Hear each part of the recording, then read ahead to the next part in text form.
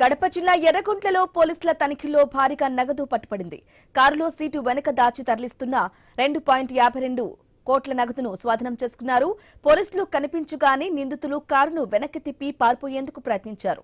ఇక ప్రొద్దుటూరు మండలం గోపవరానికి చెందిన గగ్గటూరి ఇబ్రహీం, బోధనం అమీర్ బాబులను అదుపులోకి తీసుకున్నారు. గుంతకల్ నుంచి ప్రొద్దుటూరుకు నగదును తరలిస్తున్నట్లు వారు వెల్లడించారు. ప్రొద్దుటూరుకు చెందిన మీరావలి అనే బంగారం వ్యాపారి ఆదేశాల మేరకు నగదు రవాణా చేస్తున్నట్లు నిందితులు తెలిపారు. నగదుకు సంబంధించి ఎలాంటి పత్రాలు లేకపోవడంతో పోలీసులు కేసు నమోదు చేశారు. నగదుతో పాటు కారును స్వాధీనం చేసుకున్నారు. ప్రధాన సూత్రధారిగా భావిస్తున్న బంగారం వ్యాపారి మీరావలి కోసం పోలీసులు ఆరా తీస్తున్నారు. వాళ్ళు తెచ్చిన కారులో 2.52 కోట్ల నగదు ఉండింది. అంటే 2,52,00,000 రూపాయల నగదు ఉండింది.